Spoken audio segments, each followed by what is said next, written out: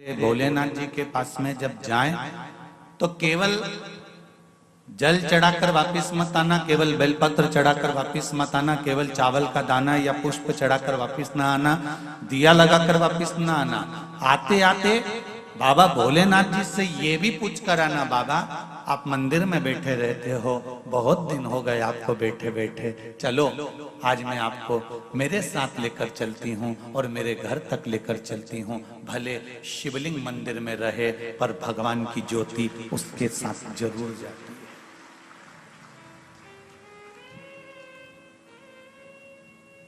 शिवलिंग भले मंदिर में रहे।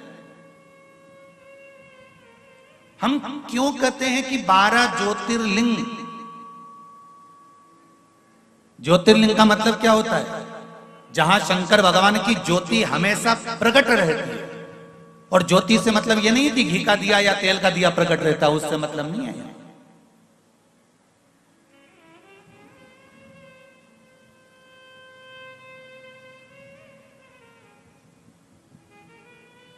हम ज्योतिर्लिंग का मतलब क्या समझे?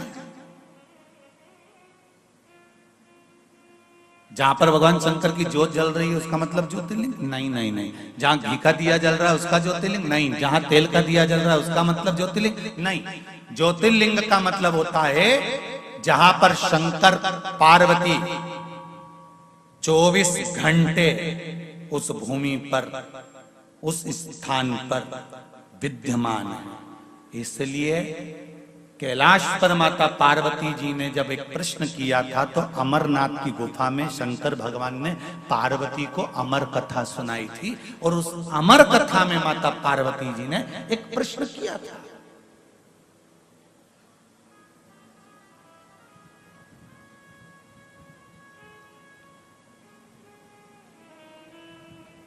उस अमरनाथ की गुफा में माता पार्वती जी ने एक प्रश्न किया था,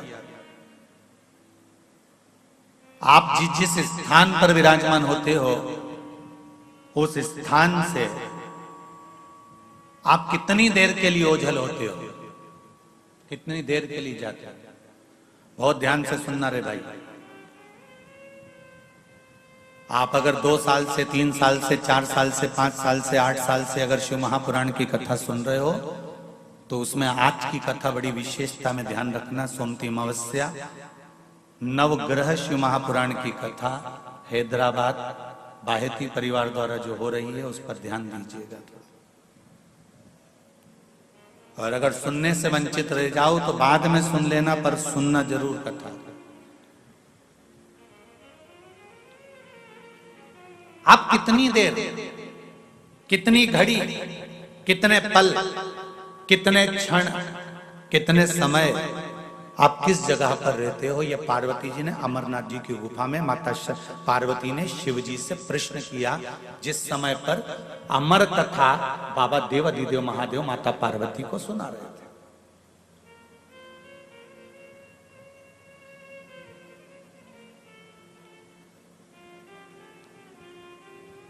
शिव जी कहते हैं पार्वती, जब सोमवार का दिन होता है, चंद्र का दिन होता है, जिस दिन मैंने चंद्र की काया को ठीक करा था,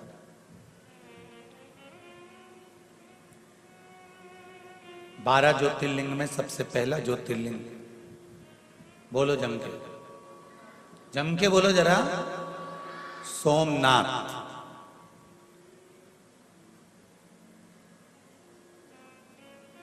पहली गिनती में सोमनाथ जी को क्यों दिया गया?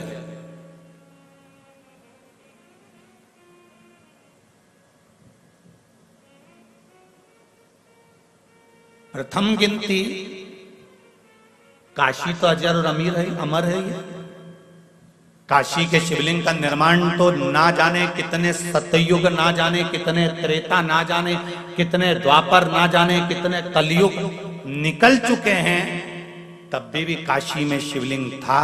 शंकर काशी में थे और शंकर काशी में हैं और शंकर काशी में रहे। ना जाने कितने सतयुग, कितने त्रेता, कितने द्वापर और कितने कलयुग निकल गए, काशी में शिव है, था और रहेगा, ये निश्चित है।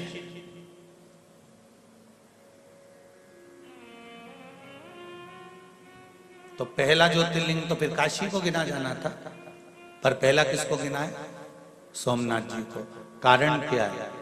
भगवान शंकर कहते हैं कि चंद्र से मैंने जब वारों का निर्माण किया, सोमवार, मंगलवार, बुधवार, गुरुवार, शुक्रवार, शनिवार, ये मैंने जो बनाए हैं, इन वारों का मैंने जो निर्माण करा है नवग्रह के हिसाब से, उसमें प्रथम चंद्र को लिया है, चंद्र के बाद में उसके बाद मैंने सारे ग्रहों को लिया, क्योंकि एक ग्रह को मैं अगर संभाल लेता हूं तो बाकी के ग्रह अपने आप संभल जाते हैं।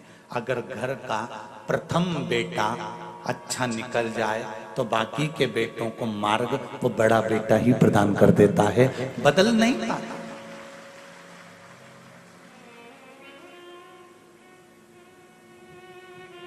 घर की एक बेटी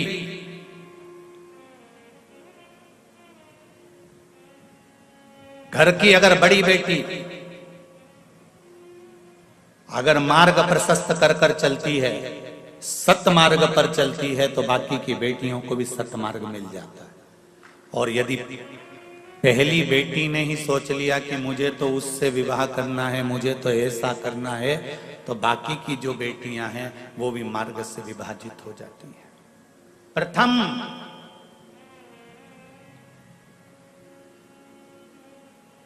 थोड़ा सा बुरा जरूर लगेगा हैदराबाद वालों, पर एक बात कहना चाहूंगा, लोगों के पास में धन बढ़ते जा रहा है और शरीर से कपड़ा कम होते चले जा रहा है। थोड़ा बुरा जरूर लगेगा, आप हमको अगली बार बुलाओ ना बुलाओ ये आपकी मर्जी है, पर कहने में पीछे नहीं हटता। जब मध्य प्रदेश नहीं छोड़ता तो तेलंगाना काय को छोड़ूंगा।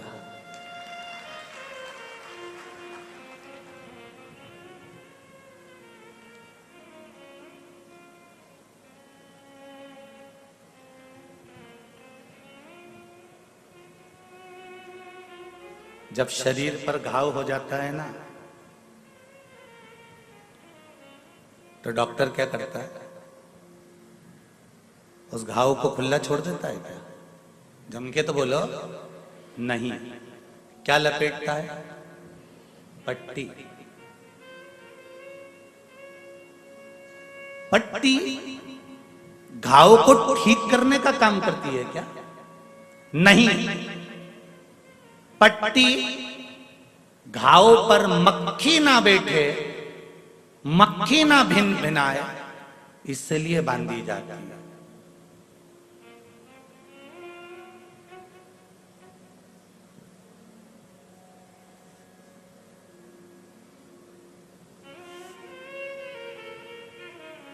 घाव पर पट्टी ना बांधे तो मक्खी भिनकती है, उसी तरह तन पर कपड़ा ना रहे तो ये दूसरी मक्खियां बहुत भिनकती हैं।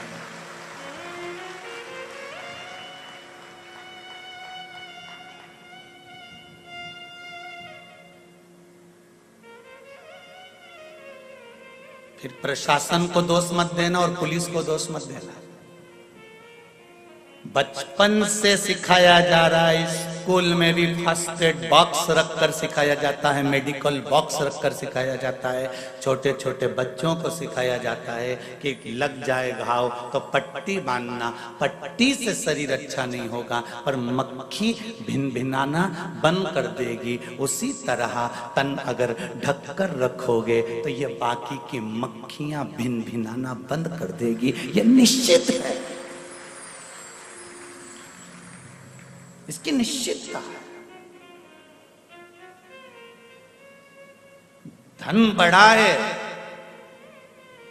पर तन पे से कुछ घटा भी है।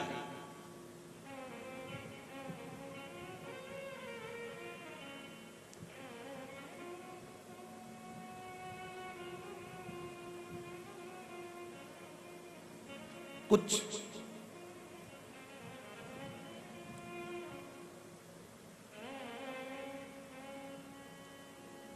लोग कहते हैं प्रशासन ध्यान नहीं देता, पुलिस ध्यान नहीं देती। गलती किसकी है? बोलो तो। ये मक्खियां झूम क्यों रही हैं? घाव खुला है।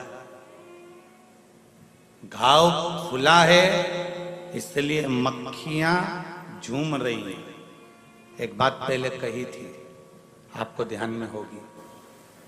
शिव महापुराण की कथा सीहोर कुबेरेश्वर धाम से जड़ वृक्ष शिव महापुराण की कथा कही थी। अगर आप लोगों ने सुनी होगी तो स्मरण में होगा।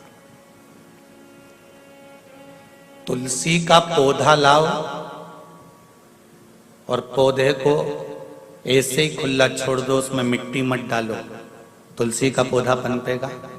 जम के तो बोलो नहीं। बेलपत्री के पौधे को लाओ, उसकी जड़ पर मिट्टी मत डालो, बेलपत्री का पौधा पनपेगा? बोलते जाओ जरा जल्दी नहीं। पीपल का पौधा लाओ, उसकी जड़ पर मिट्टी मत डालो, क्या पीपल का पौधा पनपेगा? नहीं।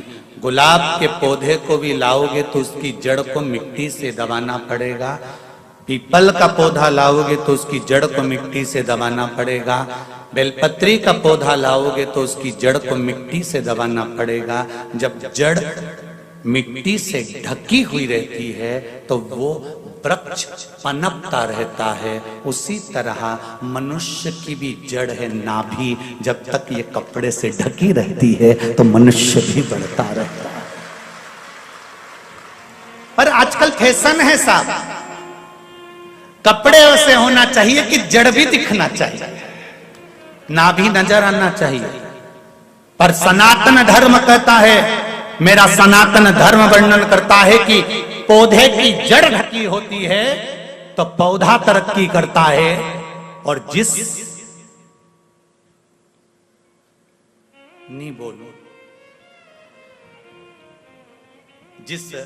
मनुष्य की नारी की जड़ ढकी होती है वो नारी भी कुल की मर्यादा को आगे बढ़ा देती है।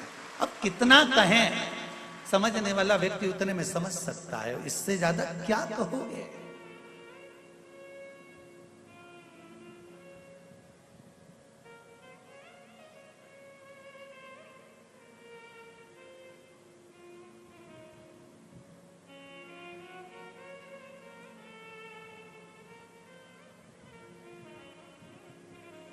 हिंदुस्तान की पहचान किन दो चीजों से करी जाती है? चलो बोलो जल्दी उत्तर दो। बहुत विद्वान विद्वान लोग बैठे हैं हैदराबाद की कथा में, जरा बोल लो जल्दी से।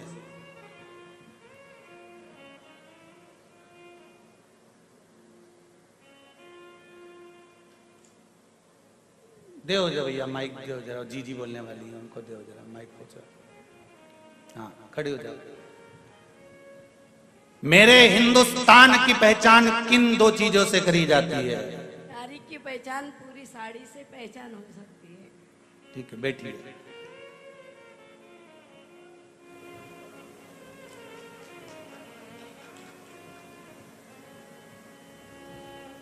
इधर दो माइक को, जी बोलने वाली। हाँ खड़े हो जाओ, हो जाओ खड़े जल्दी। देव देव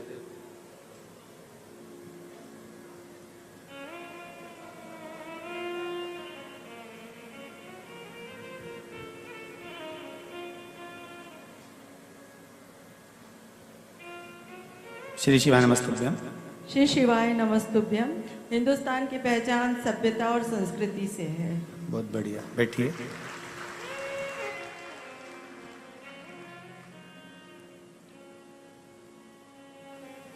हिंदुस्तान की पहचान किन दो चीजों से करी जाती है?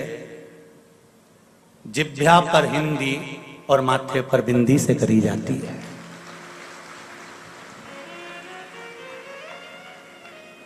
मेरे हिंदुस्तान की पहचान है तुम्हारी जीवान पर हिंदी हो और मेरी बेटियों के माथे पर बिंदी हो। मेरा हिंदुस्तान पहचाना जाता है, मेरा भारत पहचाना जाता है। उसकी पहचान का सबसे बड़ा तत्व है और आज दोनों चीजों को मिटाया जा रहा है। हिंदुस्तान के लोग हिंदी को मिटाने के लिए लगे हुए हैं और मेरे हिंदुस्तान की बेटियां माथे पर बिंदी मिटाने को लगी हुई हैं। मेरा निवेदन है अगर बन सके तो दोनों को बरकरार रखना, जीवान पर हिंदी रखना और सिर पर बिंदी रखना, मेरा हिंदुस्तान पहचाना जाएगा। शर्म नहीं आना चाहिए। वो विदेश से आई हुई इस्कॉन मंदिर की बेटियां लंबा तिलक लगाती हैं, तन पर साड़ी पहनकर हरे राम राम राम हरे हरे गाती हैं, हरे कृष्णा कृष्णा कृष्णा हरे हरे गाती हैं। और ब्रज की गलियों में हो, चाहे बेंगलोर की गलियां हो, चाहे हैदराबाद की गलियां हो, उनको कोई शर्म नहीं आती और साड़ी पहनकर माला लेकर घूमकर तिलक लगाकर निकलती हैं। और मेरे यहाँ कहा जाता है हिंदुस्तान की पहचान जीवान पर हिंदी हो और माथे पर बिंदी हो। जब मस्तक पर बिंदी आप भी लगाओगे तो मुझे गर्व होगा कि मेरे हिंदुस्तान की यह पहचान है। पर बेटियां भूल गई, बेटी भूल गई।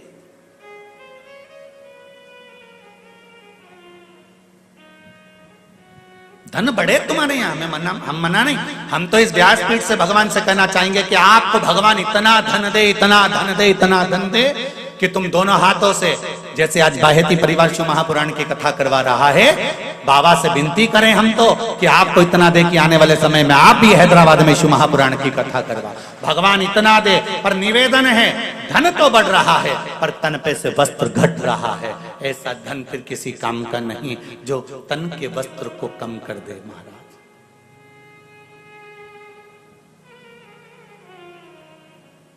प्रथम नवग्रह शिव महापुराण की कथा चल रही है, थोड़ा ध्यान लगाकर सुनिएगा। और अगर आपको जिंदगी में अच्छा लगे तो इस हिंदुस्तान की दो पहचान को अगर अच्छा लगे तो टीवी के माध्यम से काट कर व्हाट्सएप पर, इंस्टाग्राम पर जरूर सबको भेज देना कि मेरे हिंदुस्तान की दो पहचान है। एक जीवान पर हिंदी और जम के बोलो माथे पर बिंदी, ये मेरे हिंदुस्तान की पहचान है।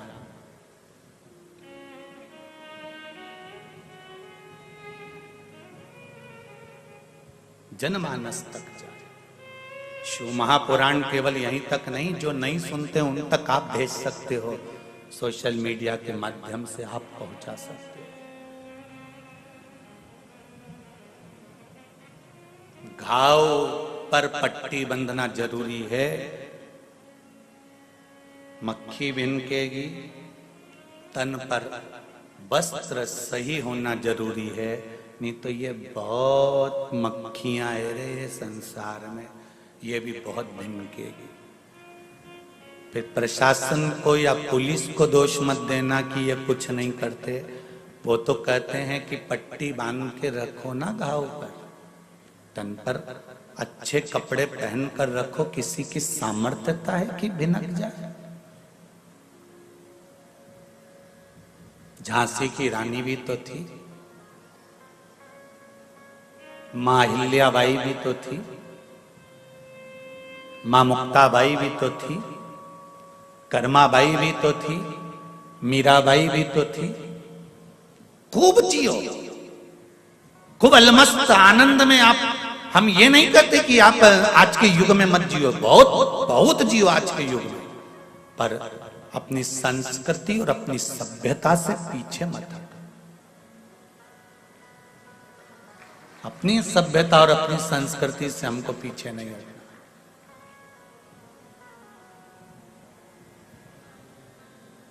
भगवान से हम तो ये कहो रोज प्रतिदिन, बाबा मेरे देव अधिदेव महादेव, विनती करती हूं आपसे, आज सोमती अमावस्या का दिन है, बाबा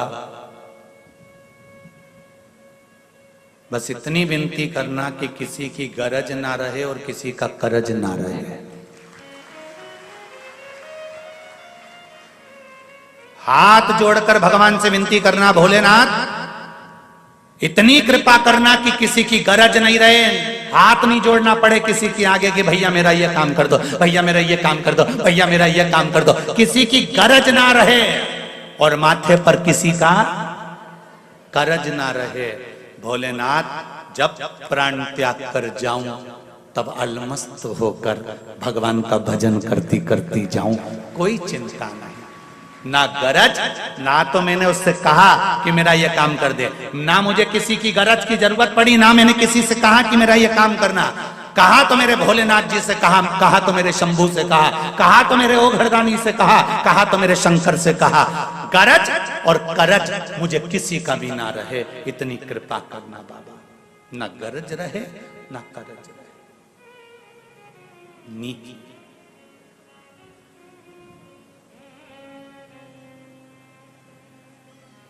कितना भी धन जोड़ लो रे बाबा, और कितना भी पैसा इकट्ठा कर लो, अंतिम समय में राम नाम सत्य ही चिल्लाएंगे। जो लेकर जाएंगे वो ये नहीं चिल्लाएंगे करोड़पति मरा है तो जम के चिल्ला हाय धन हाय धन हाय धन हाय धन, ऐसे चिल्लाता है कोई? अरे बोलो तो जम के। नहीं कोई चिल्लाता हो कि हाय धन हाय धन हाय धन। जो भी चिल्लाता है आखिरी में राम नाम सत्य ही चिल्लाता है, क्योंकि दुनिया को मालूम है अब तो इसका निधन हो गया तो धन किस काम का। अब क्या मतलब था, जब निधन ही हो गया तो धन की मूलता कहाँ रही। इसलिए हाय धन या धन धन धन धन कोई नहीं चिल्लाएगा, यहाँ तो लोग चिल्लाएंगे तो राम। आज द्वादशी की शिव महापुराण कथा सुनिए आप सब।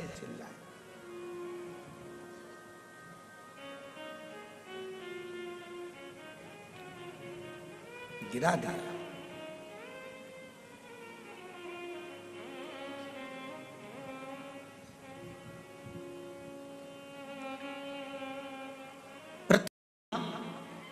चंद्रदेव को भगवान शंकर ने पार्वती से अमरनाथ जी की गुफा में कहा कि मैंने चंद्र को पहले साधा है, क्योंकि एक ग्रह अगर संभल जाता है तो पूरे 9 ग्रह अपने आप संभल जाते हैं। घर का प्रथम बेटा, घर की प्रथम बेटी अगर संस्कारवान निकल जाती है तो ये निश्चित है कि बाकी के बच्चे भी संस्कारवान निकल जाएंगे। प्रथम को संभाला है, प्रथम।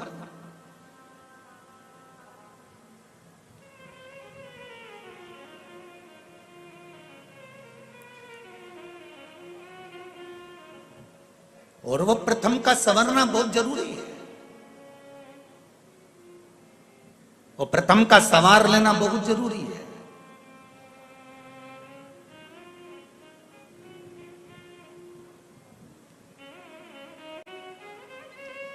हम लोग चिल्लाते हैं हम सुधरेंगे युग सुधरेगा, हम बदलेंगे युग बदलेगा। धर्म की, अरे बोलो तो, अधर्म का, प्राणियों में, विश्व का, गौ माता की जय।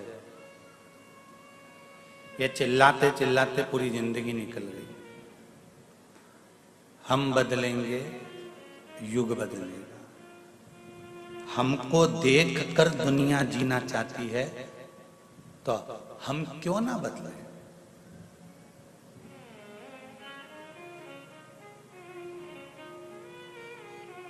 आप किसी को कहें ना कहें कि आप जाओ और 1 लोटा पानी चढ़ाओ, आप घर से 1 लोटा पानी लेकर निकलकर मंदिर जाना चालू करेंगे, आपको देखकर दुनिया के नहीं, परिवार के नहीं तो मोहल्ले की कई माताएं आपके 1 लोटे को देखकर वो भी चालू कर देगी। ये निश्चित है, ये निश्चित था।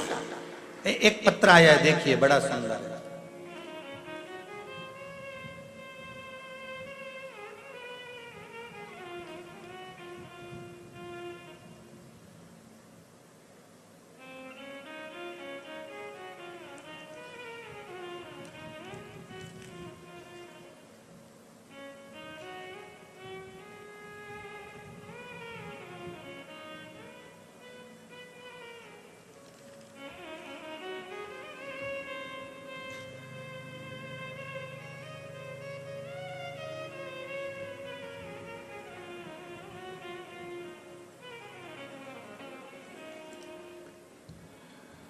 मेरा नाम मंगल अनिल कोलेकर है। मैं सोलापुर से आई हूं। कहीं बैठी हैं? कहीं बैठे हो? तो हाथ जरूर हिलाइएगा। आप ही हैं, दोनों हाथ हिला दीजिए। हर हर महादेव। गुरुदेव, मैं सीहोर कुबेरेश्वर धाम में आई थी, आज मैं हैदराबाद कथा सुनने आई हूं। मुझे पहले से पेट में किडनी में स्टोन डॉक्टर ने बोला था,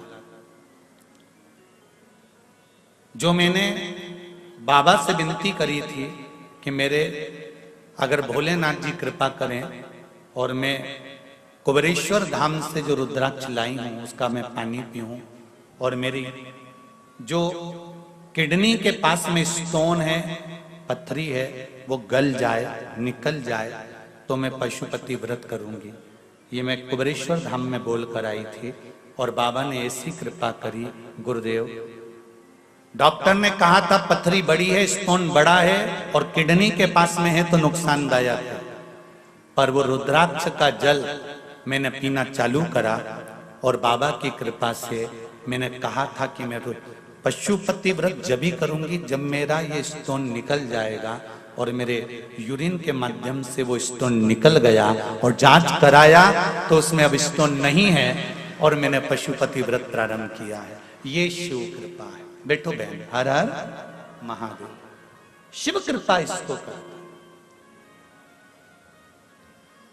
आपका विश्वास, आपका भरोसा, आपकी दृढ़ता, आप स्वयं शिव का भजन करो ना। आप करोगे, दूसरा स्वयं करेगा।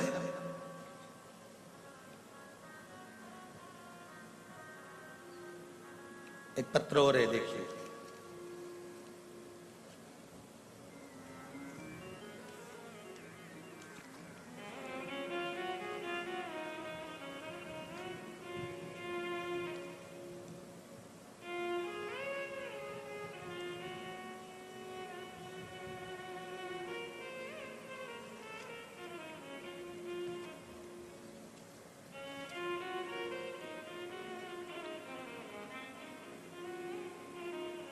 मेरा नाम रत्ना सिंह है। मैं धूलपेट निवासी हैदराबाद से हूं। कहीं बैठी हैं?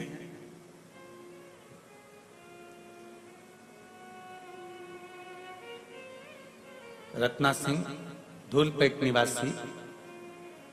मुझे 2 बेटे हैं और मुझे हमेशा से एक बेटी की इच्छा थी। मैंने आपकी कथा में आंकड़े की जड़ का उपाय सुना था। मेरी मासी को कोई संतान नहीं थी तो मैंने उन्हें भी ले जाकर यह उपाय किया और मैंने अपने लिए भी पुत्री के लिए, लड़की के लिए मनोकामना की। उपाय के 2 महीने बाद ही मेरी मासी गर्भवती हो गई और मुझे भी 7 साल बाद बहुत ही प्यारी बेटी हुई है, जिसका नाम मैंने शिवान्या रखा है। उसका फोटो भी मैं लगाकर भेज रही हूँ, फोटो भी लगाकर भेज रही हूं। गुरुदेव, मेरी प्रेगनेंसी में बहुत ही प्रॉब्लम थी। शायद मैं और मेरी बेटी नहीं बचते, लेकिन भोलेनाथ की कृपा से हम पर बनी रही और आज मैं और मेरी बेटी दोनों ही सही सलामत हैं।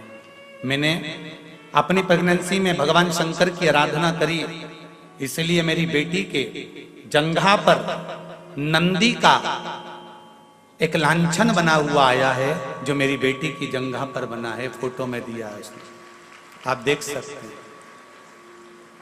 ये नीचे वाला जो फोटो है, इसमें जंघा पर जो नंदी का लांछन बना हुआ है। शिव आराधना का फल किसको कहते हैं? ये शिव है। एक पत्र और आया है जिसमें फोटो लगाया गया है बच्चे का। मैं रत्नमाला नरहरी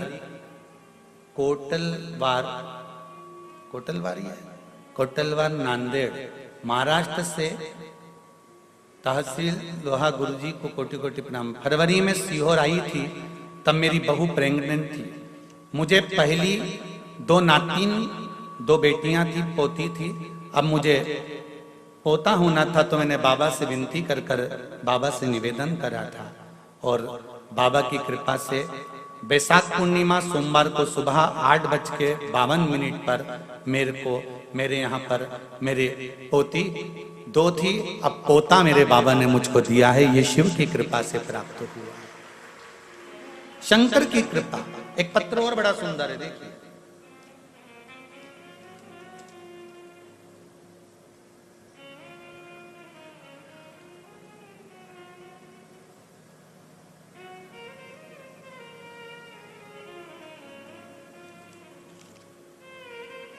रजनीकांत भट्ट, बिटिया छवि वेदिका भट्ट, मंदसौर मध्य प्रदेश से आई हैं। आप हैं? श्री शिवाय नमस्तुभ्यम।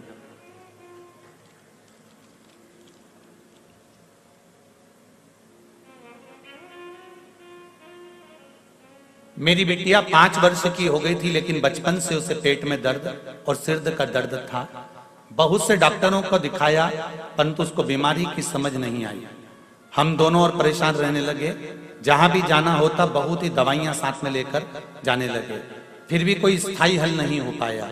लेकिन जब से कथा में सुना कि बाबा को चढ़ी बेलपत्र और जल पीने से सभी बीमारियां कट रही हैं, तो हमने भी नियम बना लिया कि एक बेलपत्री और जल हर दिन सेवन करेंगे। दुख धीरे धीरे कटने लगे और 2 माह पहले सियोर धाम से जो रुद्राक्ष प्राप्त किया, उसके जल को सिर्फ 2 दिन बाबा पर चढ़ाकर पिलाया। जो चमत्कार हुआ, उस दिन से आज तक बिटिया ने कभी ना तो पेट दर्द हुआ और ना कभी सिर दर्द हुआ। मेरी बेटी को मैं यहाँ हैदराबाद में मंदसौर से केवल धोख लगाने के लिए आया हूँ। शिव महापुराण की कथा में हर हर महादेव। बैठिए महाराज जी, श्री शिवाय नमस्तुभ्यम। बैठिए। मैं केवल मंदसौर मध्य प्रदेश से हैदराबाद में केवल धोख लगाने आया हूँ। बाबा देवाधिदेव महादेव। शिव भक्ति, शंकर की उदारता, शंकर की करुणा,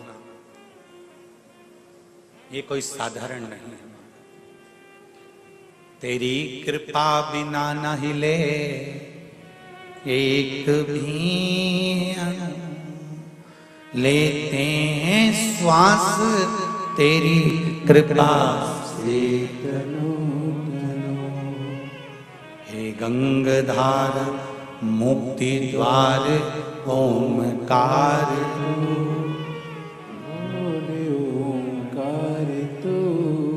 आयो शरण तिहारी शंभु तार तार।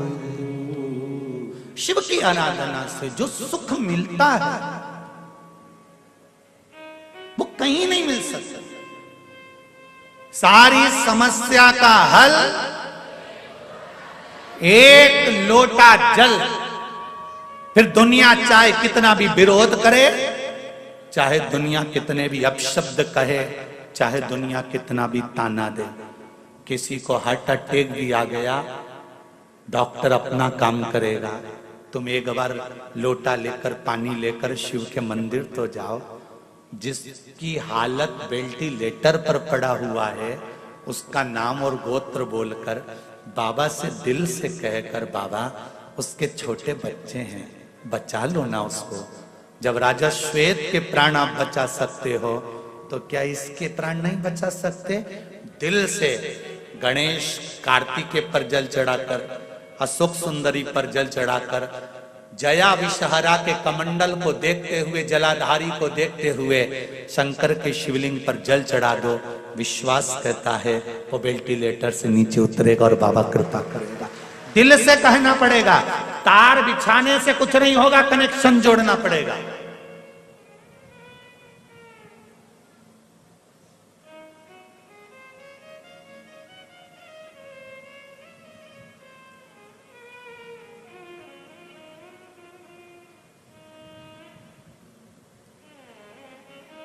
कनेक्शन जोड़कर चलना पड़ेगा। जैसे घर में बुजुर्गों के होने से बच्चों को चिंता नहीं रहती, बहुएं उठी मायके चली गई, बहुएं किटी पार्टी में चली गई, बहुएं यहां चली गई, बहुएं वहां चली गई। क्यों? जब तक घर में बूढ़ी माँ है, जब तक घर में बुजुर्ग हैं, तुम तुरंत उठ कर चले जाओगे। जिस दिन जिसके घर से बुजुर्ग चले जाते हैं, कहीं जाने के लिए 50 बार सोचना पड़ता है। घूमने भी जाना है तो एक गार्ड रखना पड़ता है कि जो घर की सेफ्टी रखे। वो तो फ्री फोकट के चौकीदार मिले हैं तुमको।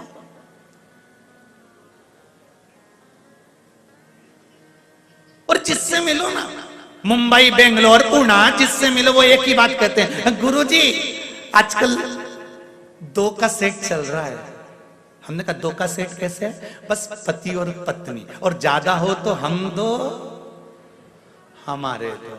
हमने तो कहा भैया देखो, हमारी मम्मी तो जब जब जाती थी ना बाजार में तो 6 का सेट खरीद के लाती थी। बोलो सही है कि गलत है? यहाँ पर भी बुजुर्ग माताएं बैठी हैं, बूढ़े बूढ़े लोग बैठे हैं। जब भी बुजुर्ग बाजार जाता था तो 6 का सेट खरीद कर लाता था। स्टील की कटोरी 6, थाली का सेट 6, चीनी का सेट 6, गिलास का सेट 6, चद्दर का सेट 6, बंदरवाल का सेट से पैर पोछनी 6, तो घर में भी 6 का सेट होना चाहिए। 2 पति पत्नी, 2 बच्चे और 2 बूढ़े माँ बाप, तब जाकर ये 6 का सेट कंप्लीट होता।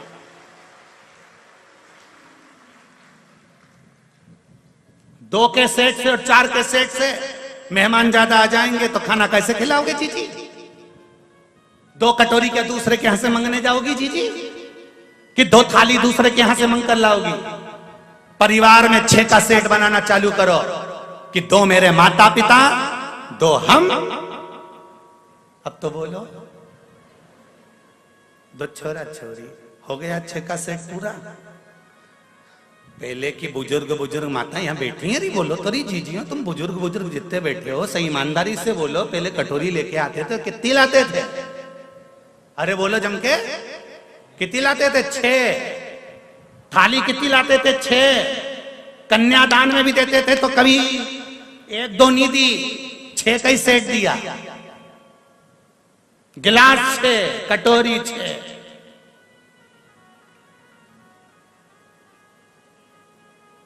ना जाने किसने लाके छोड़ दिया। हम 2, हमारे 2, मेहमान ज्यादा आ जाए तो थाली धो, भाई वो खा ले उसके बाद धो के दूसरे को दे। सीधी बात है, अगर मेहमान ज्यादा आ जाए तो फिर थाली धो के उसको दो। पर यहाँ तो शिव पुराण कह रही है, मेरा शंभू की कथा कह रही है, मेरी शंकर की कथा कह रही है। सेट पूरा रखो रे घर के अंदर, सेट पूरा होना चाहिए।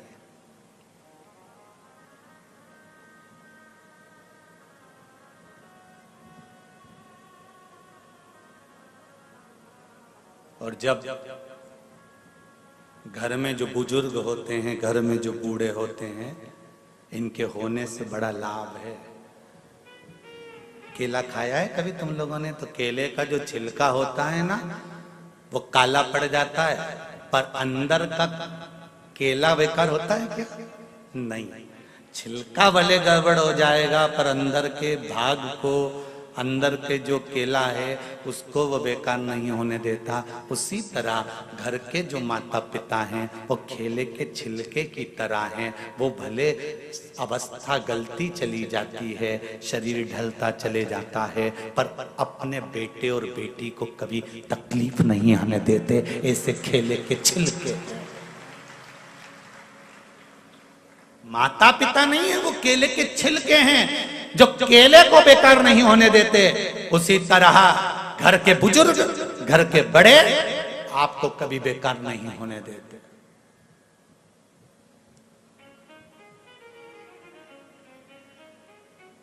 संभालने का कार्य करते हैं।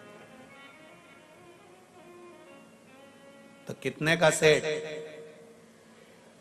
अरे जम के तो बोलो, आवाज नहीं निकल रही हैदराबाद वालों, आवाज जरा जम के। 6 का सेट।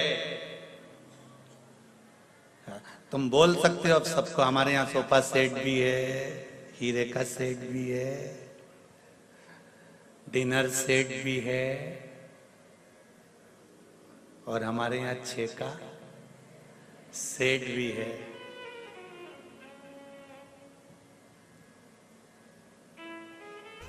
मंगलवार द्वादशी की तो बहुत आज बहुत का हार्दिक जमाना, शुभकामनाएं आप सभी को। सोफा सेट भी है, डिनर सेट भी, हीरे का सेट भी है, सोने का सेट भी है, बस आदमी अब सेट है। जमाना बड़ा विचित्र है। सेट रखना है।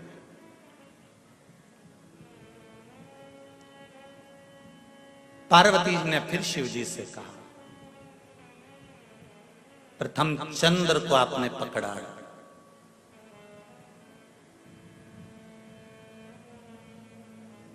चंद्रदेव को आपने साधा है और एक चंद्र को साध कर सारे ग्रहों को अनुकूल कर रखा है। शिवजी कहते हैं कि केवल एक घर का अगर सद जाए तो बाकी को साधने में दिक्कत नहीं होती।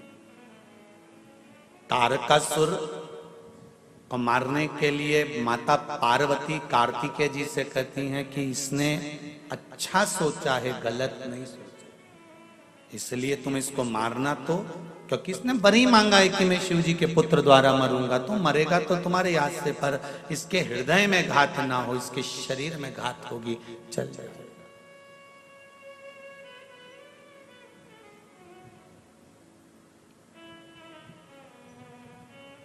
इसके हृदय में घात ना हो, शरीर में घात होगी तो चल जाए। तारकासुर के प्राण छूटे, शरीर नीचे गिरा। तारकासुर के प्राण छूटते से ही तारका मुस्कुराया, और मुस्कुराने का कारण केवल एक ही था कि जिस शिव की आराधना मैंने जिंदगी में करी, वही शंकर के पुत्र ने मुझे शिव धाम पहुंचा दिया। इससे बढ़कर सुख और क्या चाहिए। जितने लोग आस्था चैनल पर कथा सुन रहे हैं, फेसबुक यूट्यूब पर कथा सुन रहे हैं और इस पावन प्रागण्य में कथा सुन रहे हैं, उनसे निवेदन करूंगा, बहुत भटक लिए थे अपन, सारी दुनिया में भटक रहे थे, किसको भजें किसको भजें, किससे कहें किससे ना कहें, ना जाने कितनी कितनी जगह पर जाकर सिर रगड़ा होगा, ना जाने कितनी जगह बाबा जोगियों के चक्कर में पड़ गए होंगे, ना जाने कितने प्रपंच में पड़ गए होंगे, पैसे पे पैसा बर्बाद कर दिया होगा। पर अब हमको किसी के चक्कर में नहीं पड़ना, हमको तो उसके चक्कर में पड़ना है कि जिसने स्वयं कह रखा है कि मेरा तो चक्कर भी मत लगाना। सारे देवताओं की परिक्रमा होती है, शंकर जी की होती है क्या? नहीं। शिव जी कहते हैं कि मेरे चक्कर में भी मत पड़ना, बस इतना याद रखना कि मैं जिस मस्ती में जीता हूं उस मस्ती में अपनी जिंदगी को जीना।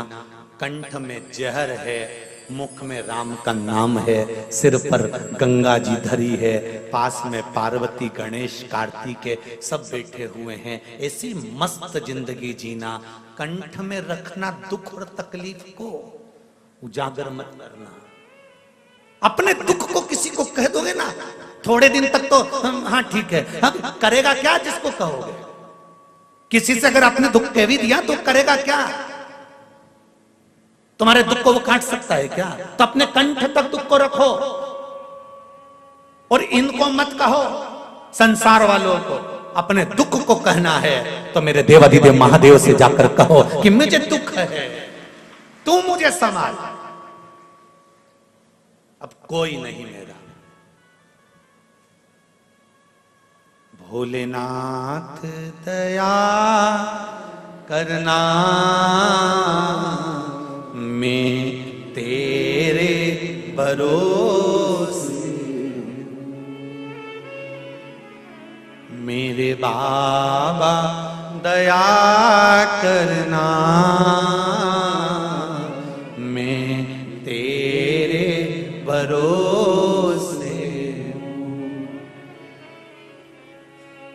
उससे कहो, परिवार वालों से कहोगे अपना दुख थोड़े दिन सुनेंगे, इस कान से सुना इस कान से निकाल देंगे, कर तो रहे हैं, टेबलेट दे तो रहे हैं, डॉक्टर को दिखा तो रहे हैं, सारी तो जांच करवा ली, अब हम क्या करें, क्या हम मर जाएं?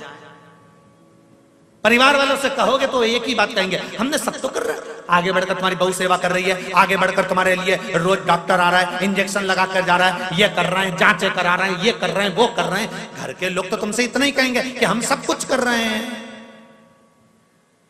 तो अब घर के लोगों से कहकर देख लिया ना तुमने अपना दुख, अपनी तकलीफ, अपना कष्ट। अब एक बार मेरे बाबा से कहकर देखना, देवाधिदेव महादेव से कहकर देखना, शंभु ओघड़दानी त्रिकालदर्शी कैलाशी, हे मेरे बाबा विश्वनाथ, विश्व का भरण पोषण करने वाले हे शंभु, आज मेरे हृदय में ये दुख है, किससे कहूं? एक तू ही तो है, किससे कहे? अब उससे बोल कर देते।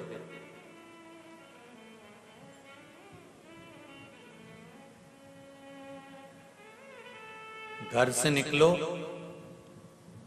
तो श्री शिवाय नमस्तुभ्यम या पंचाक्षर नमः शिवाय या षडाक्षर ओम नमः शिवाय या द्वादशाक्षर ओम नमो भगवते वासुदेवाय या 2.5 अक्षर का कृष्ण या 2 अक्षर का राम कहते हुए निकलो। हम तुम पर बंधन नहीं करेंगे, बिल्कुल। हम आपसे ये नहीं कहेंगे कि आप बंद कर रहो शंकर जी के, आप तो घूमते रहो, पर अपनी कीमत बरकरार रखना। मक्खी सब्जी के ऊपर जाकर बैठती है तो उसकी कीमत नहीं रहती, पर वो मक्खी सुनार के सोने की अंगूठी पर जाकर बैठती है और पलड़े पर तुला जाती है तो मक्खी भी तोले के भाव बिक जाती है। अपनी कीमत समझना, हर कहीं मत बैठ जाना, जाकर बैठना तो देवाधिदेव महादेव के पास जाकर बैठना, कीमतवान बन जाओ। तुम्हारी कीमत तुम्हें बनाना है, तुम्हारी कीमत तुम्हें बरकरार रखना है। गलत जगह पर जाकर मत बैठ जाना, कहीं का बाबा जोगी के हमारे पास आकर बैठो, हम ये कर देंगे, हम ये कर देंगे, हम ये भभूति उड़ा देंगे, हम ये बेल दे देंगे, हम तुमको ये दे देंगे, हम तुमको वो दे देंगे, और घूमना चालू कर दो और देना चालू कर दो। ऐसी फालतू जगहों पर जाकर मत बैठना। अपनी कीमत बरकरार रखना कि मैं कहूं तो मेरे देवाधिदेव महादेव से कहूं, मेरे शंकर के पास जाकर बैठूं, शिव मंदिर में जाकर बैठूं, शंकर का अनुमोदन करूं। मंदिर भी नहीं जा सकती तो अपने घर में बैठकर उस शंकर का अनुमोदन करना चाहती हूं। 3.5 करोड़ रोम छिद्र ये मनुष्य के शरीर में है। 21,600 श्वास ये मनुष्य के शरीर से रोज निकलती है। प्रतिदिन मनुष्य के शरीर से 21,600 श्वास निकलती है। भगवान से कहो कि इन 21,600 श्वास में से कम 100-200 श्वास तेरी निकालना, तेरे भजन की निकालना, तेरे स्मरण की निकालना। 21,600 में से 600 श्वास भी मेरे परमात्मा के नाम की निकल गई तो तुम्हारी 21,000 तो वैसे काम कर गई। तुम उस परमात्मा के नाम की निकालो तो खूब कमाओ दिल से, अपार धन हो तुम्हारे पास में, जितनी तुम्हारी कैपेसिटी है उससे ज्यादा कमाओ। हम तो कहेंगे भगवान तुमको खूब दे, 24 घंटा काम में व्यस्त रखे और तुम्हें मस्त रखे, तुम्हारा दिमाग ये फालतू जगह जाए नहीं, पर उसके साथ एक काम भी करते जाना, थोड़ा थोड़ा थोड़ा थोड़ा प्रभु का नाम भी भजते चले जाना। क्यों? कर्म का भोग मनुष्य को भोगना पड़ता है। दुकान पर पत्नी नहीं बैठती, पति को बैठना पड़ता है। नौकरी पति को करना पड़ती है, सर्विस पति को करना पड़ती है, परिवार को पति को चलाना पड़ता है। इसलिए पति को नौकरी में भी झूठ बोलना पड़ता है तो व्यापार में भी झूठ बोलना पड़ता है। बेईमानी पति को नौकरी में भी करना पड़ती है तो व्यापार में भी करना पड़ती है। पति को परिवार चलाने के लिए कपट व्यापार में भी करना पड़ता है तो नौकरी में भी करना पड़ता है। परिवार चलाने के लिए पति को छल नौकरी में भी करना पड़ता है तो व्यापार में भी करना पड़ता है। एक बात याद रखना, दुकान पर या नौकरी में छल तुमने करा, कपट तुमने करा, बेईमानी तुमने करी, प्रपंच तुमने करा, सब गलत काम तुमने करा, कमाकर लाकर पत्नी को दिया, बच्चों के लिए और पत्नी के लिए इकट्ठा किया, पर अंतिम समय में जब प्राण छूटेंगे, ऊपर जाओगे, तब वो पूछेगा क्या करना है, तो कहेगा मैंने जितना कमाया था अपनी पत्नी और बच्चों के लिए कमाया था, तो मुझे नरक मत पटको, साथ में मेरी पत्नी और बच्चों को भी तो नरक पटको। तो यमराज भी कहेगा झूठ तूने बोला है, कपट तूने करा है, बेईमानी तूने करी है, छल तूने करा है, प्रपंच तूने करा है, इसलिए भोगेगा भी तू ही। इसलिए एक लाइन याद रखना, तेरा क्या होगा रे कालिया, भोगेगा भी तू, ना पत्नी भोगेगी ना बच्चे भोगेंगे, भोगना तुझे पड़ेगा। इसलिए मेरा निवेदन है, पत्नी और धर्म पत्नी में जमीन और आसमान का अंतर होता है। पत्नी पति को पतन के रास्ते पर ले जाती है, सिनेमा घर ले जाती है, पार्टियों में ले जाती है और मायके ले जाती है। धर्म पत्नी पति को शिव महापुराण तक और धर्म के पथ तक लेकर जाती है। पत्नी और धर्म पत्नी में जमीन और आसमान का अंतर होता है। पत्नी पतन के रास्ते पर ले जाती है, धर्म पत्नी धर्म के रास्ते पर ले जाती है। धर्म पत्नी का एक फर्ज है, अपने पति से रोज कहे तुम्हारी कमाई में से अठन्नी निकालना, कहीं शंकर में, कहीं कुंवारी कन्या में, कहीं विद्या में, कहीं तुमसे बन जाए किसी की औषधि में, किसी के लिए, गरीब के लिए, साधारण के लिए, दूसरे के लिए नहीं कर सको तो अपने परिवार में अगर कोई दुखी है तो उसके लिए अपने हाथों से करते चलो, क्योंकि जवाब ना पत्नी देगी ना बच्चे देंगे, देना तुझको पड़ेगा। मत बुरे कर्म कर बंदे वरना पछताएगा, भगवान की आंखों से तू बच नहीं पाएगा, तू बच नहीं पाएगा। तेरे कर्म का फल भी तू ही पाएगा, तेरे कर्म का फल भी तू ही पाएगा। जैसा किया तूने तेरे आगे आएगा, जैसा किया तूने तेरे आगे आएगा। मत बुरे कर्म कर बंदे, मत बुरे कर्म कर बंदे वरना पछताएगा, भगवान की आंखों से तू बच नहीं पाएगा, तू बच नहीं पाएगा। अरे ओ अज्ञानी मत करना, अरे ओ अज्ञानी मत करना दानी। कहाँ पाएगा?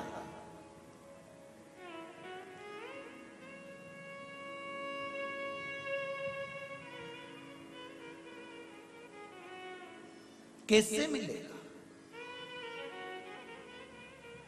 ये एकादशी क्यों आती है? प्रदोष क्यों आती है? हर महीने शिवरात्रि क्यों आती है? हर महीने अमावस्या और पूर्णिमा क्यों आती है? तीज और त्योहार क्यों आते हैं? किस लिए आते हैं? क्यों बनाए गए? ये इसीलिए बनाए गए। अगर पूरे महीने आप दान नहीं कर सकते, पुण्य नहीं कर सकते, सत्कर्म नहीं कर सकते, तो ये तिथियां बना दी, एकादशी, प्रदोष, शिवरात्रि, सोमती, अमावस्या, पूर्णिमा की बन सके तो अपनी कमाई का कुछ अंश निकाल कर सत्कर्म में दान करना, पुण्य करना, कुछ अच्छा करना, भजन करना, कीर्तन करना, मंत्र जाप करना, नाम जाप करना बन सके तो इस दिन तो भगवान का भजन कर लेना। ये इसलिए बनाए।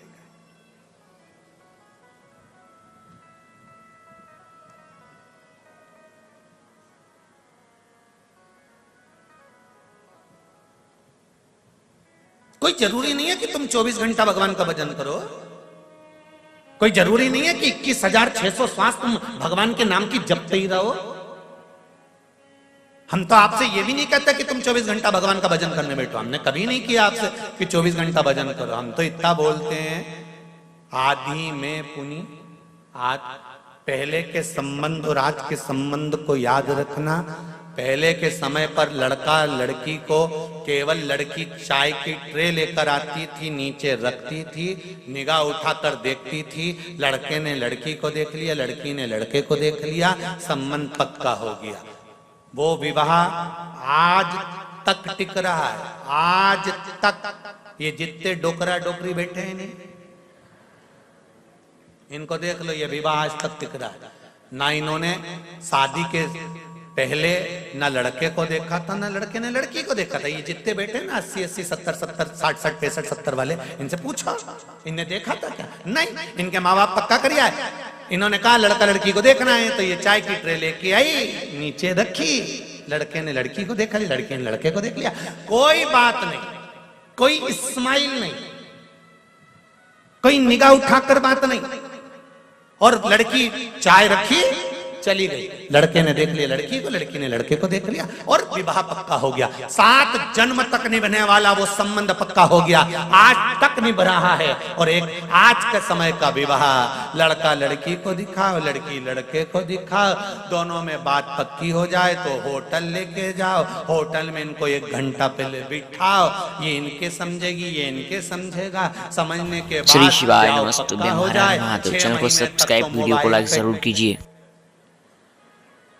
बात चलती रहे, रात को 2-2, 3-3 बजे तक सोए नहीं।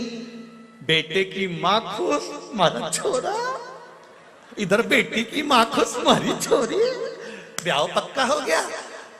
1 करोड़ रुपए शादी खर्चे में लगा दिए, मेहमान खाए पिए, डेंटिंग पेंटिंग करके वो जाए और मालूम पड़े 6 महीने में तलाक हो जाए।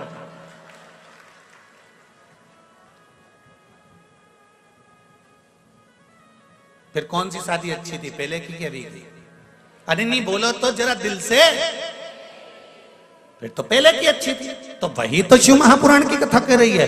2 घंटे तक माला लेकर बैठे हो, 4 घंटे तक मंदिर में बैठे हो, 5 घंटे तक पाठ कर रहे हो, 6 घंटे तक पूजन कर रहे हो, 7 घंटे तक ये कर रहे हो, कहीं वो कर रहे हो। भगवान कह रहा है इतना टाइम मेरे पास बर्बाद मत कर, पहले की शादी याद कर। निगाह मिली और पक्का 2 मिनट मेरे पास आ और दिल से मुझे दर्शन देकर चले जा, पक्का जा। 1 लोटा पानी सारी समस्या का हल।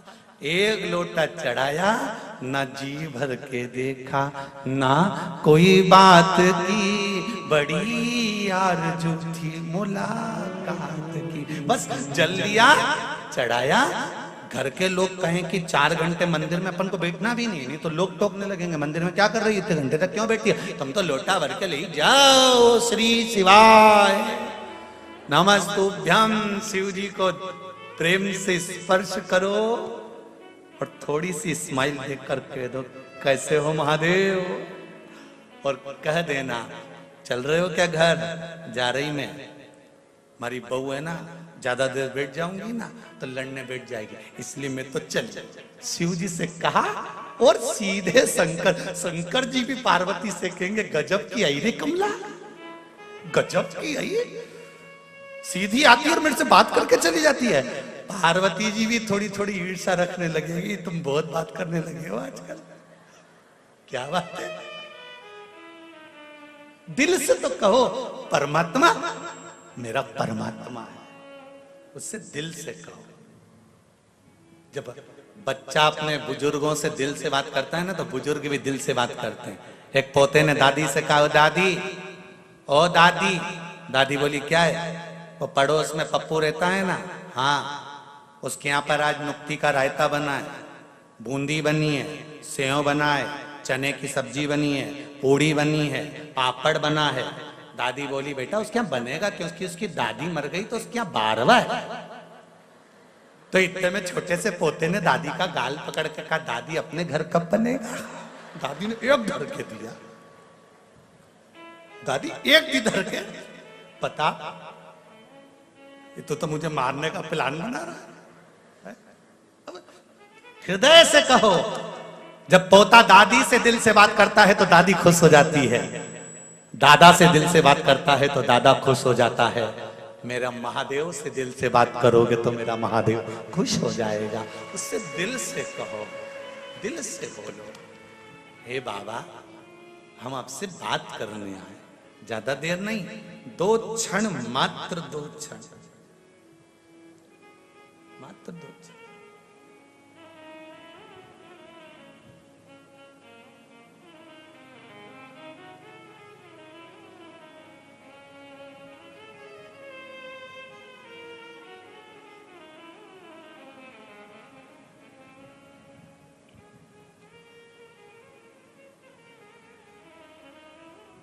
महाराज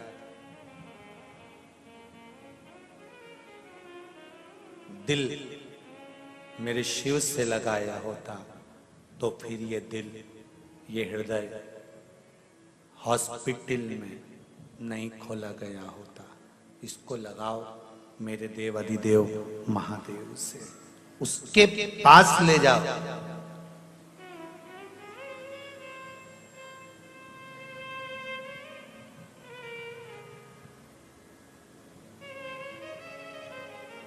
उसके नजदीक ले जाओ।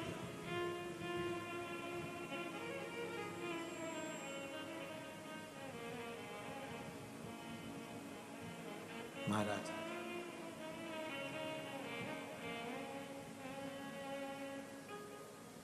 और जब ये मन, ये चित्त, ये हृदय शंभू से लग जाता है फिर भटकता नहीं है।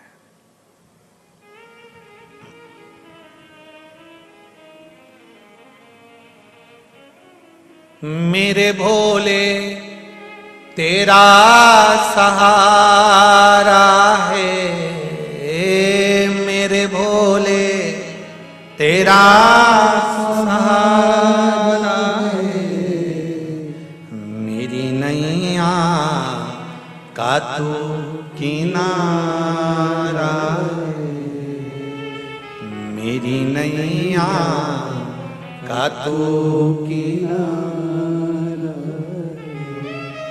तेरे दर पर मेरा गुजारा है, तेरे दर पर मेरा गुजारा है, तेरे दर पर मेरा गुजारा है, तेरे दर पर मेरा गुजारा है, मेरी नैया का तू किनारा है, मेरी नैया का तू किनारा है, मेरे भोले तेरा सहारा है, मेरे भोले तेरा सहारा है, मेरी नैया का तू किनारा है, मेरी नैया का तू किनारा है। शिव नाम जपो, शिव नाम जपो, शिव नाम बिना उद्धार नहीं। शिव नाम जपो, शिव नाम जपो, शिव नाम बिना उद्धार नहीं। शिव नाम जपो, शिव नाम जपो, शिव नाम बिना उद्धार नहीं। शिव नाम जपो, शिव नाम जपो, शिव नाम बिना उद्धार नहीं। शिव नाम बिना उद्धार नहीं, शिव नाम बिना उद्धार नहीं। ओ शिव नाम बिना उद्धार नहीं, शिव नाम बिना उद्धार नहीं। ओ विश्वनाथ बिना कल्याण नहीं, विश्वनाथ बिना कल्याण नहीं। भोलेनाथ जपो, शिव नाम जपो, शिव नाम बिना उद्धार नहीं। शिव नाम जपो, शिव नाम जपो, शिव नाम बिना उद्धार नहीं। जय हो, जय हो।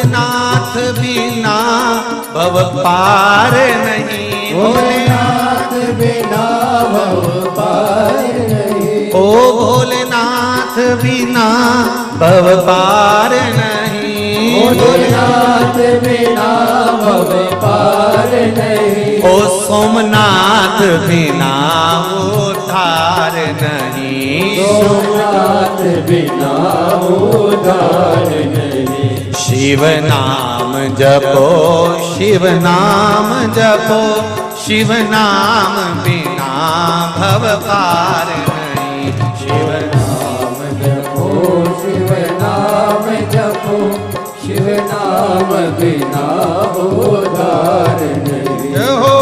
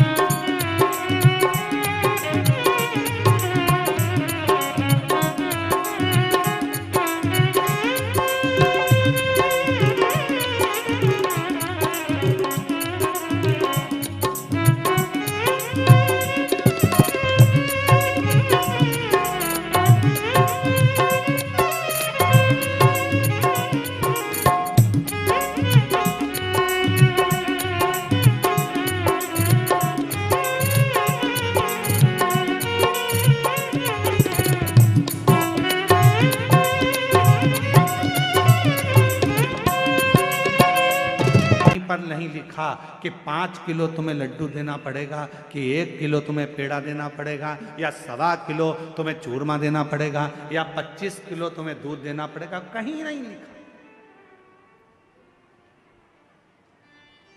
कहीं नहीं। और आपको हमारी बात पर भरोसा जरूरी नहीं है कि सियोर वाला महाराज बोल रहा है तो अपन इनकी बात पर भरोसा कर ले। आप तो गीता प्रेस गोरखपुर की शिव पुराण को लेकर आओ, और गीता प्रेस गोरखपुर की शिव महापुराण की पोथी को लेकर आओ और अपने घर में बैठकर उसको पढ़ो। उसमें आप पढ़ोगे तो उसमें कहीं नहीं लिखा कि शंकर भगवान को 5 किलो की, 10 किलो की, 100 किलो की, 25 किलो की, 1.5 किलो की, 2 किलो भगवान को भोग लगाना पड़ेगा। ना ना ना, जो जैसी भावना लाया वो वैसा ही फल पाया, जो जैसी भावना लाया वो वैसा ही फल पाया, नहीं खाली उसे लौटाया वो मन ही मन हर्षाया, और कर दिया माला माल काशी वाले, लुटा दिया भंडार काशी वाले, ओ लुटा दिया भंडार काशी वाले, कर दिया माला काशी वाले। आडंबर में मत पड़ो। कोई तुमसे कहे कि इतना देना पड़ेगा, कोई तुमसे कहे कि हमें भगवान की ऐसी पूजन करना है, इतना रुपया जमा करना पड़ेगा, हमें भगवान की ऐसी आराधना करना है, तुम्हें इतना पैसा देना। ना ना ना ना, भगवान धन से नहीं, भगवान मन से प्रसन्न। उसकी प्रसन्नता उसका मन है।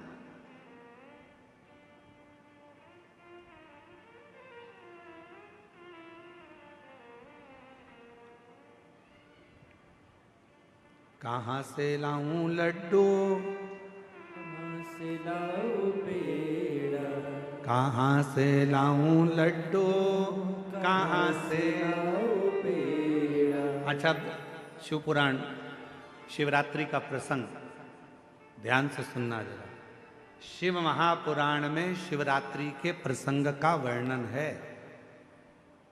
एक भील के ऊपर, वन में रहने वाला वो भील के ऊपर कर्जा हो गया था। कर्जा,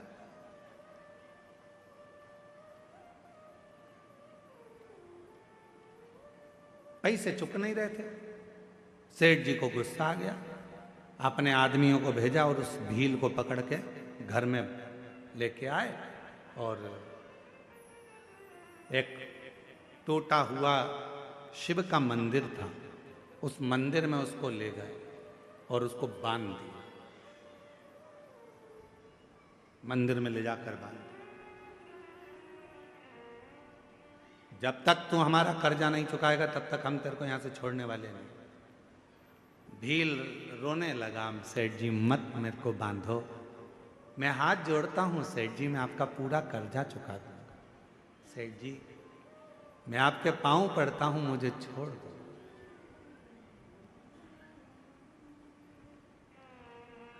आज का पूरा दिन है, आज की पूरी रात है, कल तक मेरा कर्जा चूक जाना चाहिए। कर्जा नहीं चुका तो फिर लाकर बांध दूंगा और मारूंगा। बस वो भील की आंख से आंसू निकलते रहे, पैसा कहां से लाऊं? मैं तो थोड़ा बहुत जीव जंतु को मारकर मांस एकत्रित कर कर लोगों का वो बेच देता हूं और उसी का धन इकट्ठा हो जाता है। अभी तो 8 दिन हो गए, रोज बन जाता हूं पर कोई जीव जंतु भी नहीं मिलता जिसको मारकर मैं उसका मांस बेचूं और मुझे पैसा मिल जाए। कहां जाऊं, कहां जाऊं, क्या करूं? रो रहा, आंखों से आंसू बह रहा, नेत्रों से नीर बह रहा। आज पानी की छाजल भरी बेलपत्र के वृक्ष के ऊपर रात्रि के समय चढ़ गया। मालूम नहीं है कि आज शिवरात्रि है, उसको ज्ञात नहीं है कि आज शिवरात्रि है।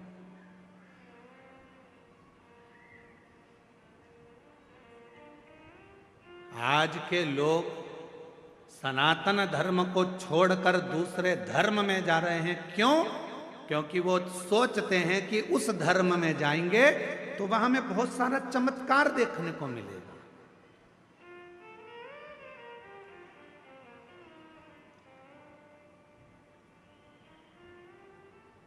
उस धर्म में जाएंगे तो हमको ना जाने थोड़ा थोड़ा कुछ अच्छा देखने को मिलेगा। उनके भगवान प्रबल हैं, उनके भगवान ऐसे कर दिए, उनके भगवान ने ऐसा। अरे भाई, हमारे शास्त्रों को अध्ययन करो, पढ़ो, सुनो, मालूम पड़ेगा कि सनातन धर्म से बड़ा दुनिया में कोई धर्म ही नहीं है, कोई धर्म नहीं। और पहले तो हम किसी को भी ये धर्म मानते ही नहीं है, हमें मतलब ही नहीं, हमें तो केवल सनातन धर्म ही एक धर्म है। बाकी का जितने भी तुमको नजर आते हैं दूसरे ये धर्म नहीं है, ये तो एक पंथ बना दिया है। नहीं, ये धर्म की गिनती में नहीं आते। इनको हम सनातन धर्म के अंतर लेते ही नहीं, हम इनको धर्म मानते ही नहीं।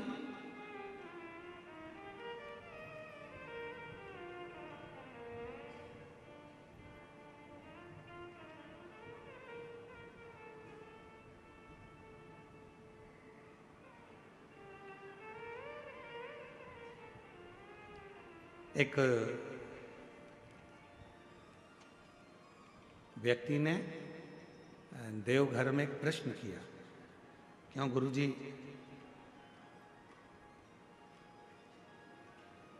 आपके सनातन धर्म में गौ माता को माता क्यों कहते हैं?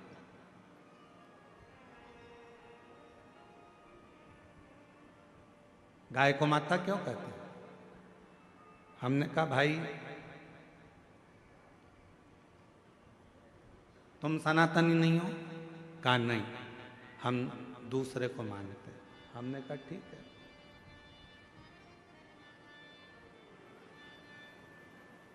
कभी हमारे शास्त्र पढ़े हैं आपने? नहीं। हमने कहा कभी मौका लग जाए तो हमारे शास्त्रों का अध्ययन करिएगा। हमारे सनातन धर्म में 7 माताओं को माता कहा गया। हमारे सनातन धर्म में 7 माताओं को माता शब्द से संबोधित किया गया। पहले नंबर पर जो जन्म देती है वो भी हमारी, जम के बोलो, माता। जिसने हमको जन्म दिया वो माता। दूसरे नंबर पर जो गुरु होते हैं और गुरु की जो धर्म पत्नी होती है, हमारे शास्त्रों में उनको भी जम के बोलो माता कहा गया। तीसरे नंबर पर हमारे गांव में, नगर में, शहर में जो ब्राह्मण रहता है, पूजन पाठ करता है, साधना आराधना में लगा रहता है, भक्ति में लगा रहता है भगवान की, उसकी धर्म पत्नी को भी हमारे सनातन धर्म में जम के बोलो माता कहा गया। तीसरे नंबर पर ब्राह्मण की जो धर्म पत्नी है उसको माता कहा गया। और चौथे नंबर पर राजा, जो नगर का राजा होता है, राज्य का जो राजा होता है, उस राजा की जो धर्म पत्नी होती है हमारे सनातन धर्म में उसको भी माता कहा। महाराज, पांचवें नंबर पर हमारे यहाँ जिस गौ माता ने अपने बच्चे के लिए दूध अपने थन में रखा और वो जगत का कल्याण कर रही है, उस दूध को वो अपने बच्चों के साथ साथ संसार के लोगों को भी पिलाकर उनको संतुष्ट कर रही है। भारत की इस पवित्र भूमि पर सनातन धर्म में पांचवें नंबर पर उसको भी माता कहा गया है। उसको भी। छठे नंबर पर धात्री। कभी कभी किसी माता के बच्चे को जन्म देने के बाद दूध नहीं आता। कभी कभी किसी माता को बच्चे को जन्म दिया माता ने और उसको दूध नहीं आता, तो वो क्या कहती है, मेरा बच्चा भूखा मर जाएगा, कोई इसको दूध पिला दो। और वो बच्चे को कोई दाई हो, कोई सेविका हो, कोई हो, और वो उस बच्चे को दूध पिलाती है। तो हमारे यहाँ शास्त्र में उस धात्री को भी माता कहा गया है। उस धात्री को भी माता। छठे नंबर धात्री को भी मां कहा। और हमारे शास्त्रों में, सनातन धर्म में सातवें नंबर पर ये वसुंधरा को, ये पृथ्वी को, ये भूमि को, ये धात्री को, ये वसुंधरा को, पृथ्वी को, भूमि को भी हमारे यहाँ माता से संबोधित किया गया, जो हमेशा देती रहती है, तुमसे कुछ लेती नहीं, कुछ नहीं।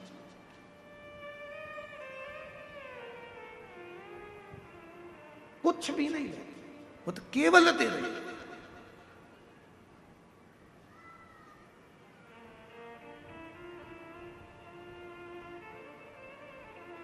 उसका काम है केवल देना ही देना। क्या देती है गौ माता? आपसे दरवाजे पर खड़े होकर मात्र एक रोटी की चाह करती है गौ माता।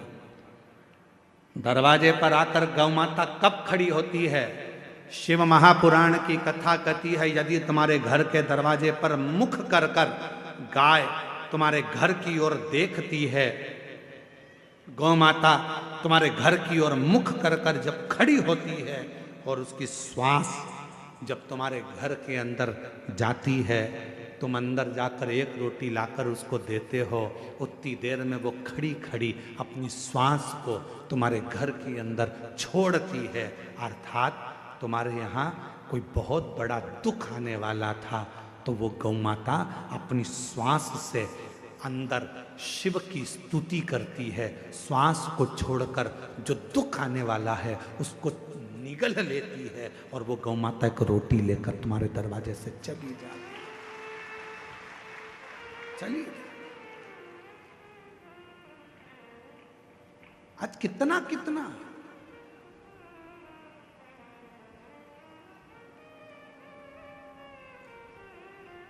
कितने संत, साधु, सन्यासी, तपस्वी, साधक, उपासक गौ माता के लिए प्रयास कर रहे हैं।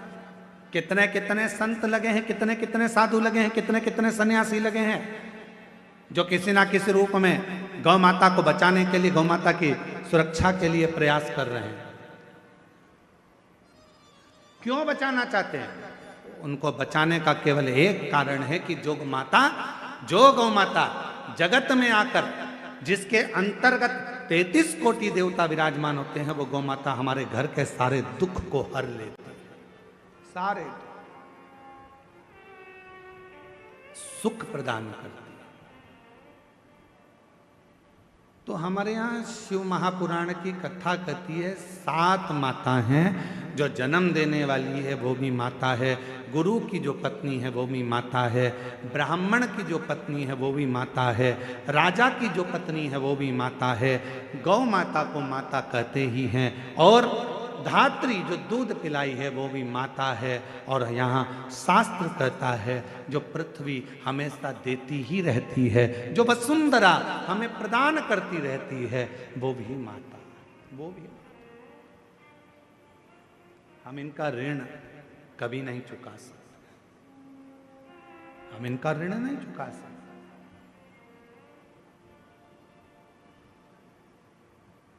इनका ऋण चुकाने के लिए बहुत बहुत प्रयास करना पड़ेगा, बहुत प्रयास। कितना सुंदर कहा है, एक व्यक्ति कहता है कि गुरुजी मैंने कभी कोई कर्जा नहीं लिया और मरूंगा तो बिना कर्जे के जाऊंगा। अब उसका शब्द सुना तो हमको बहुत तेज हंसी आई। हमने कहा ऐसा तो हो नहीं सकता कि तू बिना कर्जे के चले जाए। हे गुरुदेव, मैंने अपनी जिंदगी में कोई कर्जा नहीं लिया, पर मरूंगा तो बिना कर्जे के मरूंगा। 1 रुपए का कर्जा लेकर नहीं जाऊंगा, किसी का कर्जा लेकर नहीं मरूंगा। पर हमारा तो शास्त्र कहता है कि व्यक्ति बिना कर्जे के मरता ही कहां, मरेगा, अंतिम संस्कार होगा, लकड़ियां शरीर के नीचे लगाई जाएगी। तो इस वसुंधरा का ऋण, इस वन का ऋण, इन वृक्षों का ऋण, इस पृथ्वी का ऋण तेरे माथे पर रह जाएगा। इसलिए निवेदन है, ये मत कहना कि कर्जा लेकर नहीं मरूंगा। कर्जा चुकाना है, मरने से पहले कर्जा चुकाओ, और एक प्रयास जरूर करो कि मरने से पहले एक पेड़ जरूर लगा कर जाओ, एक वृक्ष लगा कर जाओ, तो तुम कर्जे में नहीं रहो, तुम कर्जे से मुक्त होकर मरो, कर्जे से। इसलिए इस वर्ष 2026 में फरवरी माह में जो महाशिवरात्रि आ रही है, विठले सेवा समिति और आप और हम सब मिलकर उसको ग्रीन शिवरात्रि मना रहे हैं। कौन सी शिवरात्रि है?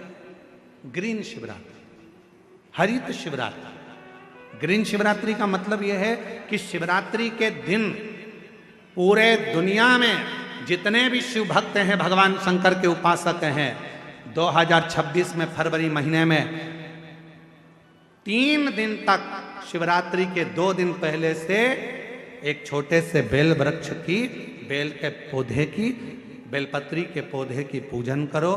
शंकर जी के मंदिर में उसकी आराधना, अपने घर के अंदर उसकी आराधना करो। और शिवरात्रि के दिन एक साथ पूरी दुनिया में, पूरी पृथ्वी पर करोड़ों लोग एक साथ बेलपत्री का पौधा जहां तुमको मौका मिल जाए वहां लगाना और रोज प्रतिदिन उसमें जल चढ़ाना, जिससे वो पौधा बड़ा होगा। अपन मर भी जाएंगे तो अपने हाथ का लगा हुआ वो पौधा पेड़ बनेगा और उसकी बेलपत्र शिव जी को चढ़ती रहेगी और अपना आनंद पाते रहेंगे। इसलिए उसको ग्रीन शिवरात्रि कहा।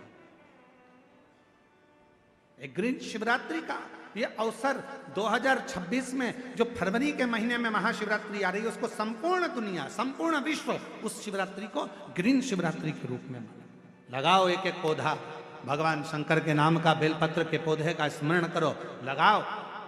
अपने जीते जी एक पौधा लगा कर जाओ, जिससे मरने के बाद हम शंकर की पूजा नहीं कर सकते तो हमारा लगाया हुआ वो पेड़ बेलपत्री का, उस वृक्ष की पत्ती टूटकर शंकर जी को चढ़ेगी। अब ये तुम बेलपत्री लेके आए हो, ये बेलपत्री तुम लेके आए हो, शंकर जी को चढ़ाया। मेरी जीजियां सिर पे पल्लू ले लेके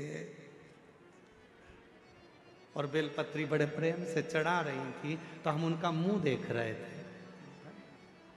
तो हम सोच रहे थे, ना जाने कहाँ कहाँ के पेड़ की, ना जाने किस किस ने पेड़ लगाया होगा। भगवान जाने जिसने पेड़ लगाया होगा उसकी बेलपत्र टूटकर शिवपोथी पर आ रही है। ये चढ़ाने वाले तो धन्य हैं, पर इनसे ज्यादा धन्य है वो व्यक्ति जिसने ये पेड़ लगाया था और जिसकी बेलपत्र शिव जी की।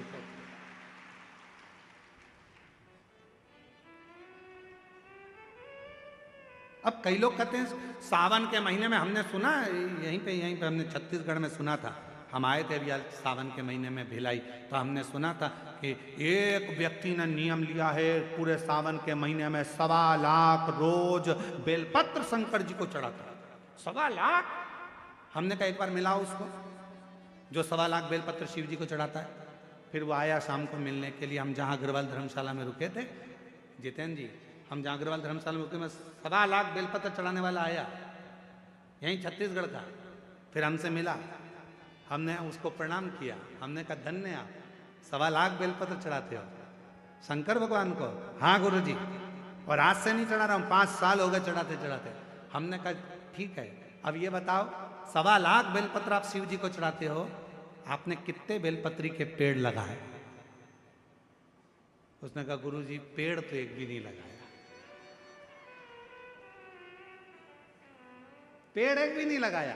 1.25 लाख बेलपत्र का अभिषेक कर रहा हूं, 1.25 लाख बेलपत्र शंकर जी को चढ़ा रहा हूं, 1.25 लाख बेलपत्र का अनुष्ठान कर रहा हूं। सावन के महीने में मैं शंकर भगवान को प्रसन्न कर लूंगा। अरे लंकापति रावण से सीखो, उसने किसी का सामान शिव जी को नहीं चढ़ाया, खुद की मुंडी काट कर चढ़ा देता था, स्वयं की शीश काट कर शिव जी को देता था। तुम कुछ नहीं कर सकते। 1.25 लाख बेलपत्र का नियम लिए हो तो पहले 1.25 लाख बेलपत्र के लिए कम से कम 2-5 हजार पेड़ तो लगाओ। पेड़ लगाओगे फिर बेलपत्र निकालो, फिर शिव जी को चढ़ाओ। दूसरे के लगे लगाए पेड़ में से दूसरे का फ्रिज खोल कर दूध निकाल कर चाय बना के पी गए तो चोटे कहलाओगे।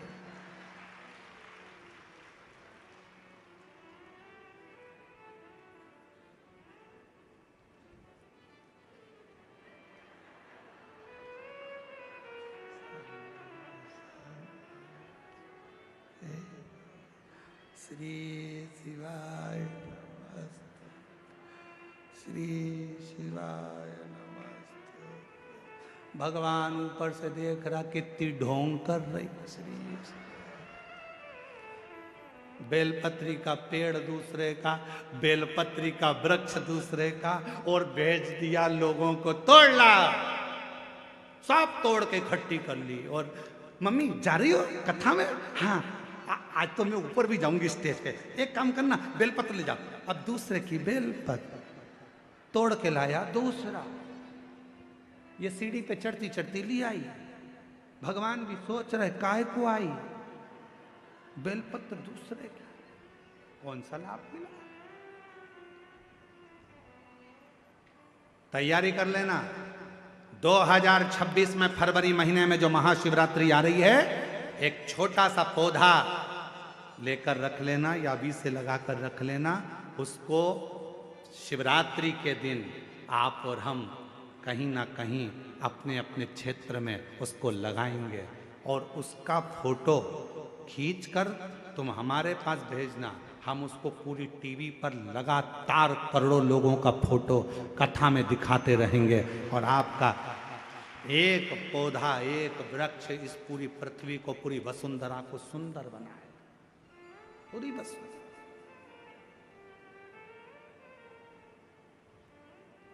बोलो बोलो, तैयार हो? जम के तो बोलो। पड़ोसन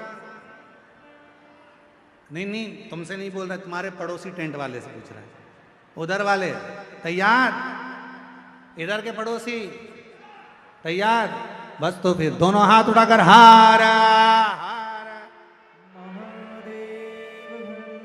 ग्रीन शिवरात्रि मनाओ। अब की बार 2026 की महाशिवरात्रि ग्रीन शिवरात्रि हो। मेरी वसुंधरा, मेरी पृथ्वी, मेरी भारत माता फिर हरी भरी हो। लोग पेड़ काट रहे हैं, अपन पेड़ लगाएंगे और पूरी वसुंधरा को सुंदर बनाएंगे, प्रकृति को सुंदर बनाएंगे।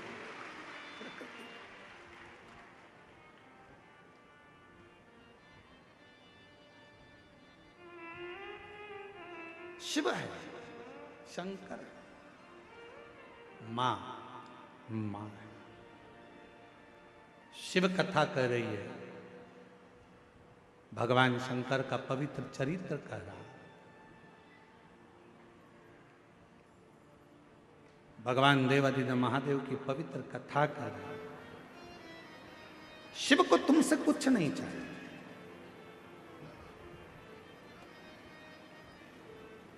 यहां तक लिखा है शिव महापुराण में, मान लो शंकर भगवान को देने के लिए आपके पास में बेलपत्र भी नहीं है, मान लो शिव जी को देने के लिए एक चावल का दाना भी नहीं है, तो शिव महापुराण की कथा कहती है जो शिव जी पे बेलपत्र चढ़ी हो उसी को उठा लो, धो लो, वापिस शंकर भगवान को चढ़ा दो, शंकर भगवान स्वीकार कर लेते हैं। शिव स्वीकार, धन नहीं। आजकल ना जाने कहां कहां